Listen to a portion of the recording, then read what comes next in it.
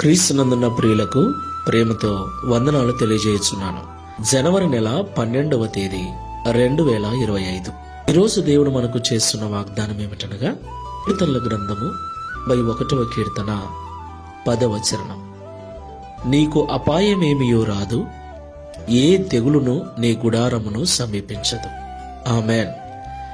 నా ప్రియమైన సహోదరి సహోదరులారా, మనమందరం కూడా ప్రస్తుతం అంత్య దినములలో అపాయకరమైన కాలములలో జీవిస్తున్నాం. యేసుక్రీస్తు ప్రభుల వారు రెండవసారి ఈ భూమి మీదకి రాబోతున్న దినాలలో మనమున్నాం. ఈ యుగ సమాప్తికి చివరిలో మనమున్నాం. ఈ ప్రస్తుత దినాలు భయంకరమైనటువంటి తెగుళ్ల చేత, ప్రతిరోజు ఒక క్రొత్త రోగము చేత, క్రొత్త వైరస్ చేత లోకమంతా కూడా భయానకంగా మారిపోతున్నటువంటి పరిస్థితులు. ఒక పక్క కరువులు, మరొక పక్క యుద్ధాలు, మరొక పక్క తెగుళ్ళు. ఇలాంటి భయంకరమైన పరిస్థితుల్లో మనము మన కుటుంబముతో కూడా క్షేమంగా ఉండాలి అంటే దేవుని యొక్క కాపుదల కింద మనం ఉండాలి. దేవునికి మహిమ కలుగును గాక. ప్రియులారా, ఎవరైతే దేవుని చాటున నివసిస్తారో, ఎవరైతే సర్వశక్తులైన దేవుణ్ణి ఆధారం చేసుకుని జీవిస్తారో వారికి దేవుని కంచె, దేవుని కాపుదల ఉంటుంది. దేవుణ్ణి ఆశ్రయించకుండా, దేవుని చాటున నివసించకుండా మన రక్షణ కొరకు ఎన్ని ప్రయత్నాలు చేసినా, ఎన్ని హాస్పిటళ్ల చుట్టూ తిరిగినా, ఎంత సంపదను సమకూర్చుకున్నా క్షేమంగా ఉండలేము. అవేవీ మనల్ని కాపాడలేవు. కేవలము దేవుని చాటు మాత్రమే, దేవుని నీడ మాత్రమే, దేవుని కాపుదల మాత్రమే మనల్ని సురక్షితంగా ఉంచుతుంది.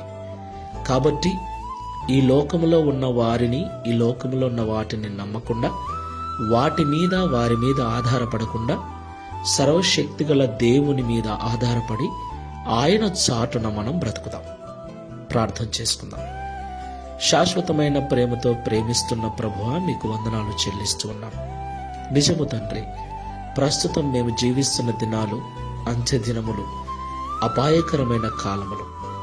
చుట్టూ భయంకరమైన రోగాలు, భయంకరమైన వైరస్లు, చిన్నపిల్లలు మొదలుకొని వృద్ధుల వరకు ఏ వయసు వారిని కూడా వదిలిపెట్టకుండా, ఎంత ఆరోగ్యంగా ఉన్నా, ఎంత బలముగా ఉన్నా, ఎంత ఐశ్వర్యంలో ఉన్నా ప్రతి వానిని కూడా ఇబ్బందులు పెడుతూ బాధ కలిగిస్తున్నటువంటి భయంకరమైన రోగాల మధ్యన, తెగుళ్ల మధ్యన మేము బ్రతుకుతున్నాం.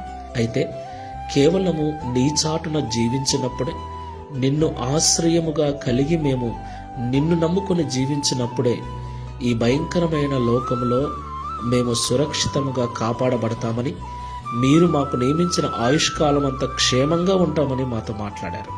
నీ చాటున కాకుండా మరి దేని చాటున బ్రతికినా, ఎవరి చాటున బ్రతికినా మాకంత సురక్షితము ఉండదని మాతో మాట్లాడారు. ప్రభువా, డబ్బును ఆశ్రయించి, పదవులను ఆశ్రయించి, లోకములో మరి దేనినో ఆశ్రయించి నేను సురక్షితంగా ఉంటానని భ్రమపడుతున్న వారిని జ్ఞాపకం చేసుకుని ఈ మాటల ద్వారా వారిని, వారి మనస్సును మార్చి నిజంగా వాటన్నిటి మీద నుండి మనసు తొలగించుకొని సర్వశక్తిగల దేవుడవైన నీ మీద మనసు పెట్టుకుని జీవించుటకు, నీ చాటున బ్రతుకుటకు సహాయం చేయమని, తద్వారా ఈ దిన వాగ్దానమును మా అందరి జీవితంలో నెరవేర్చి మహిమను పొందుమని యేసుక్రీస్తు వారి నామములో ప్రార్థిస్తున్నాము తండ్రి. Amen. Praise the lord. God bless you.